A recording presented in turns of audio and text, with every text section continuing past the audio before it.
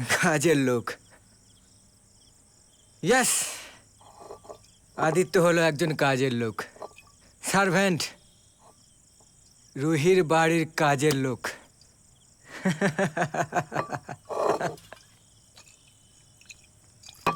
কি করছিস তুই? একটা কাজের লোকের সাহস কি করে হয় বাথরুমে ঢুকে যাওয়ার? ছি! কি করছিস তখন থেকে তুই? বাড়ি চল, বাড়ি চল। তুই পাগল হয়ে গেছিস। কাউকে ভালোবাসলে এতটা কষ্ট পেতে হয়? বন্ধু, তোর ওই বুকের মধ্যে যে ছোট্ট হৃদয়টা আছে না, ওটা একদম সাচ্চা রে। তাই তোর ভালোবাসায় কোনো খাদ নেই। আর কে না জানে নিখাদ ভালোবাসা কষ্ট ছাড়া হয় না। এইভাবে আর কতদিন চলবে রে কেষ্ট? অত দূরে সরতে সরতে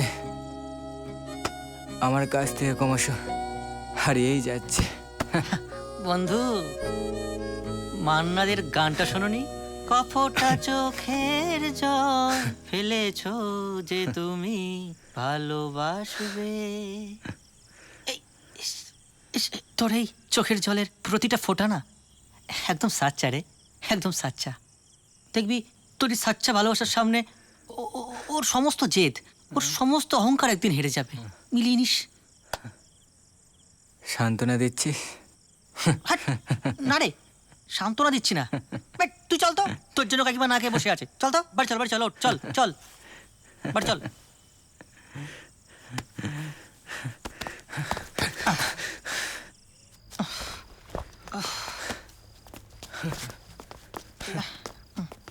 আদি, কি হয়েছে আদি? আদি, আদি কি হয়েছে বাবা? কি হয়েছে আদি? আদি, এইভাবে তুই নিজের ক্ষতি করবি বাবা? মায়ের কথা কি একবারও ভাববি না? না কাকিমা, আসলে আমি বলছি। আমি রুহিকে খুব ভালোবাসি মা। এই দেখো, না না না, এত না, এতখানি ভালোবাসি মা। এবার বলো, সেই মেয়েটা যদি আমাকে চিনতে না পারে, কাজের ছেলে বলে তাড়িয়ে দেয়, আমি কি নিয়ে বাঁচবো মা? আদি, কি নিয়ে? আদি, আদি,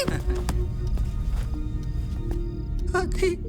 না, সে ব্যাপারটা আমি দেখবো ফোন, কিন্তু আসল কথাটা আমার কথাটা শোনো।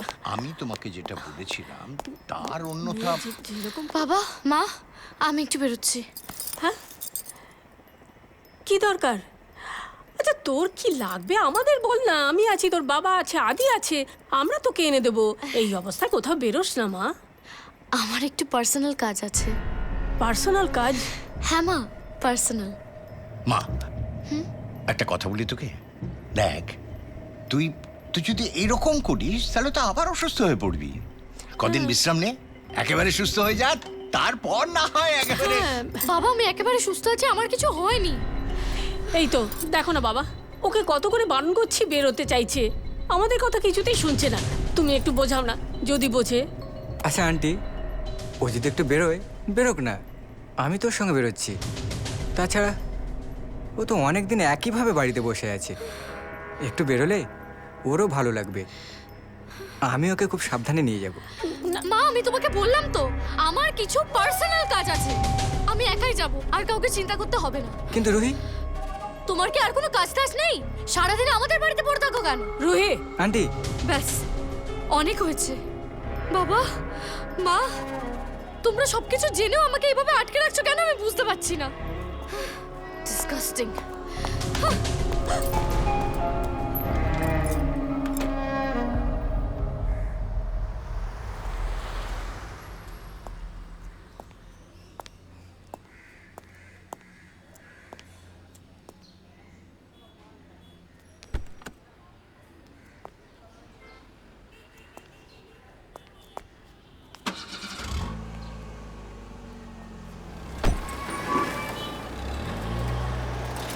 আর দেরি করিস না বাবা, এবার রুহিকে বাড়িতে আনার ব্যবস্থা কর।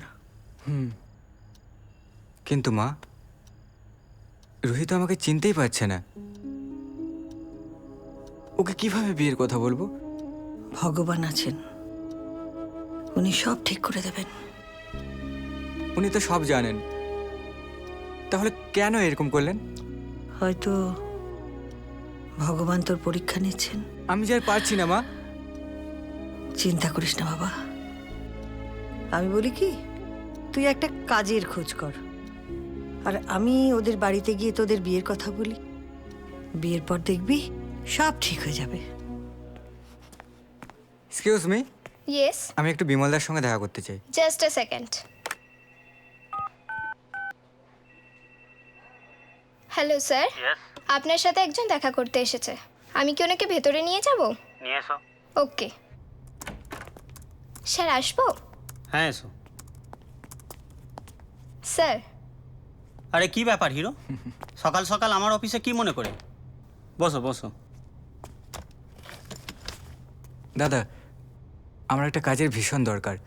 ভালোই হলো, আমিও একজন বিশ্বস্ত ছেলে খুঁজছিলাম। ঠিক আছে, তাহলে কাল থেকেই চলে এসো।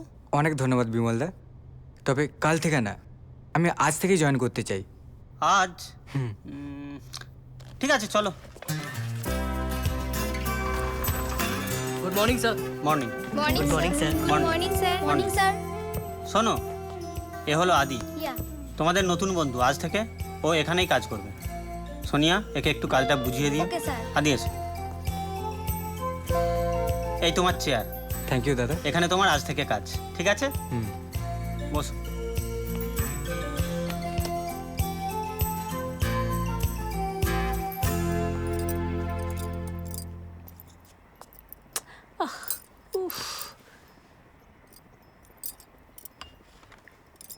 হ্যাঁ গো, শুনছো? এবার ব্যাপারটাকে একটু গুরুত্ব দিয়ে দেখো। কোন ব্যাপারটা? ওই দেখো, বলে কোন ব্যাপারটা? আরে রুহির ব্যাপারটা। ছেলেটার সঙ্গে দিন দিন এমন খারাপ ব্যবহার করছে, আমার কিন্তু ব্যাপারটা একটু ভালো লাগছে না। আমিও ঠিক বুঝে উঠতে পারছি না, হঠাৎ যে রুহিমার কি হলো, কেন যে ছেলেটার সঙ্গে এরকম ব্যবহার করছে। আমি ভাবছিলাম রুহুর এবার একটা বিয়ের ব্যবস্থা করলে কেমন হয়। আমিও তাই ভাবছিলাম। তাহলে আদির সঙ্গে একবার কথা বলে দেখো না, ও কি চায়। আচ্ছা, আদি আজ আসুক, ওর সঙ্গে একটু ভালো করে কথা বলে দেখি তাহলে। সেই ভালো।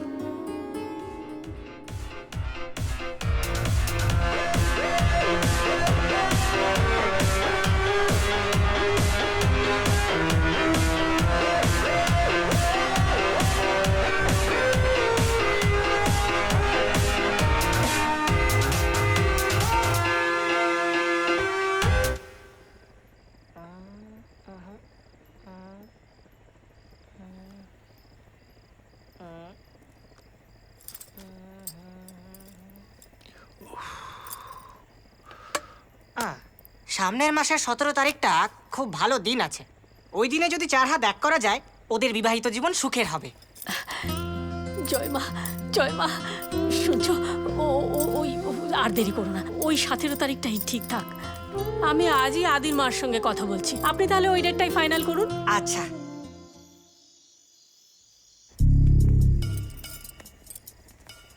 এত দেরি তো কখনো করে না, আজ এত দেরি করছে কেন? ফোনটাও ধরছে না, অনেকবার ট্রাই করেছি। হ্যাঁ গো, থানায় একটা ফোন করলে হয় না? হ্যাঁ, সে করলে হয়, তার আগে একটু খুঁজে দেখি। চলো আদি, আমার সঙ্গে চলো। আঙ্কেল, আপনি বাড়িতে থাকুন, আমি দেখছি। রুহি?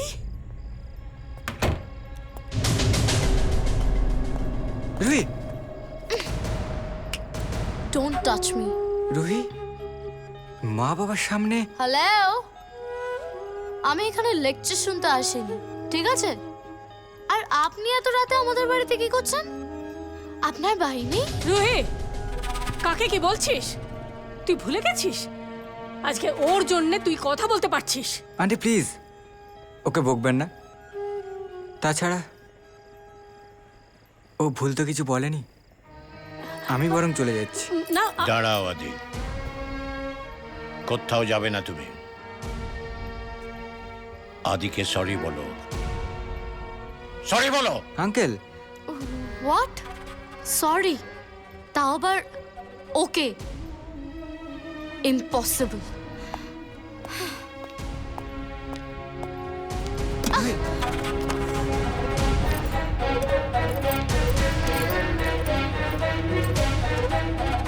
আজকে আমার জীবনের সত্যিই সেরা দিন ছিল।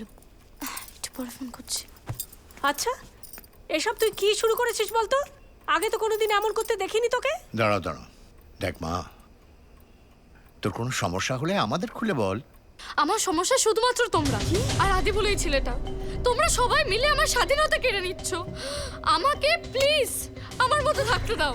এনাফ। আগামী 17 তারিখে ওই আদির সঙ্গে তোমার বিয়ে, এটাই আমাদের ফাইনাল ডিসিশন। ওই অসভ্য নির্লজ্জ বেয়াটার সাথে আমার বিয়ে, আর এটা আমাকে মেনে নিতে হবে? রুহি, অ্যাবসার্ড।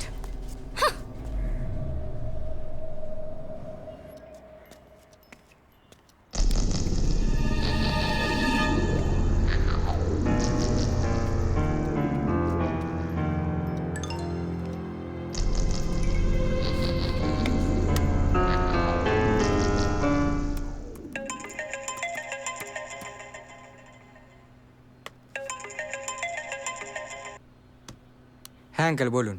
আদি, রুহিকে খুঁজে পাওয়া যাচ্ছে না। মানে সকালে ঘুম থেকে উঠে দেখি ও ঘরে নেই, ফোনেও তো পাচ্ছি না। সারা বাড়ি তন্ন তন্ন করে খুঁজলাম, কোথাও নেই। কি করবো বুঝে উঠতে পারছি না। আঙ্কেল আপনি শান্ত হন, আমি এখনই আসছি।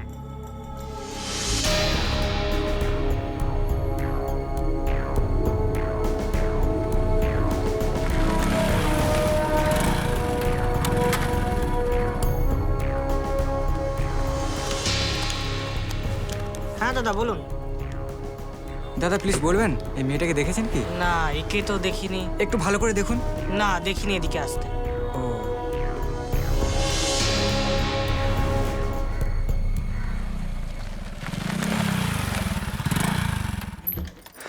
আঙ্কেল। আদি, কোনো খবর পেলে? না। আচ্ছা আঙ্কেল, কাল রাতে আমি চলে যাওয়ার পরে রুহিকে কিছু বলেছিলেন?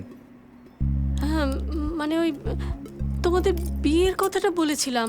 হ্যাঁ হ্যাঁ, তাতে ও একটু রিয়াক্ট করলো বটে, কিন্তু ছোটবেলা থেকে তোর সামান্য ব্যাপারে রিয়াক্ট করে, অতটা গুরুত্ব তো দিইনি।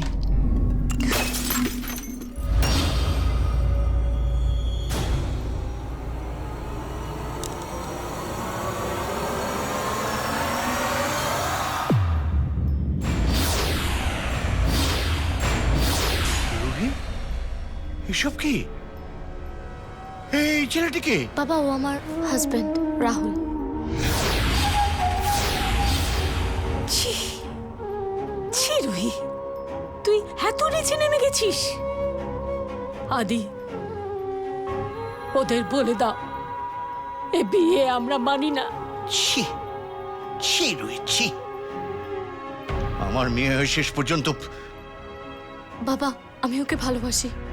আমি ওকে ভালোবেসে বিয়ে করেছি। আদি, ওদের এক্ষুনি এ বাড়ি ছেড়ে চলে যেতে বলো।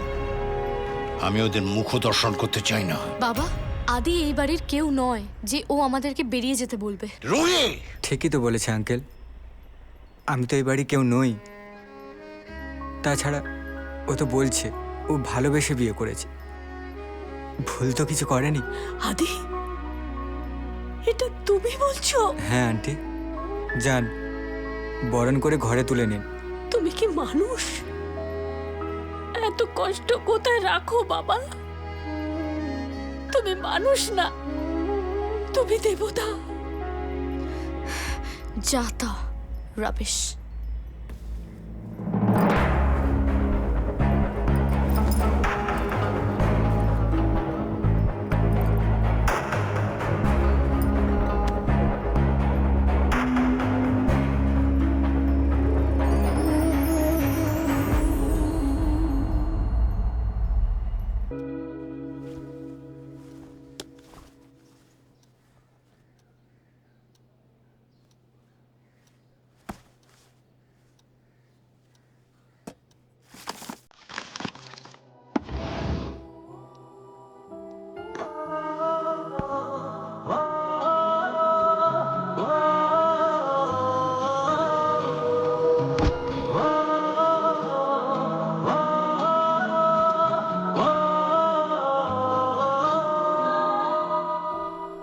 আদি, এই চাকরিটা তুই ছেড়ে দে ভাই। আমি বলি কি, তুই এবার পড়াশোনা স্টার্ট কর।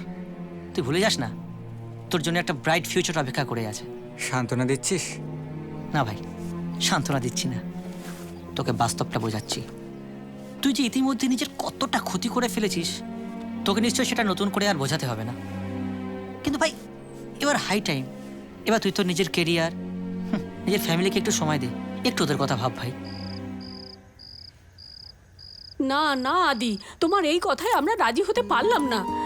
আরে ওই একই দিনে তোমার সঙ্গে রুহির বিয়ে হওয়ার কথা ঠিক হয়ে রয়েছে, আত্মীয় স্বজন সবাই তাই জানে।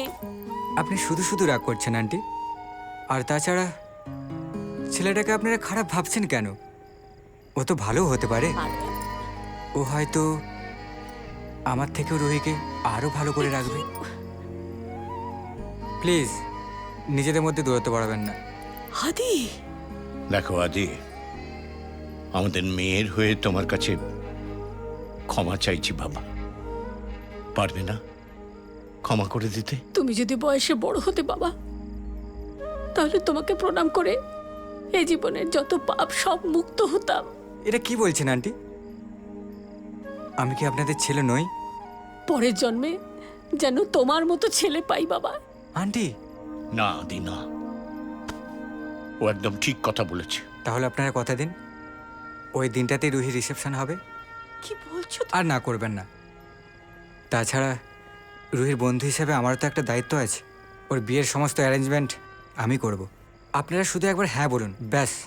দেখো আদি, তোমাকে তো আগেই বলেছি এ ব্যাপারে আমাদের মত নেই, কিন্তু তোমার মুখের উপর তোমার বিরুদ্ধে কথা বলার ক্ষমতা তো আমরা দুজনে অনেকদিন আগেই হারিয়েছি।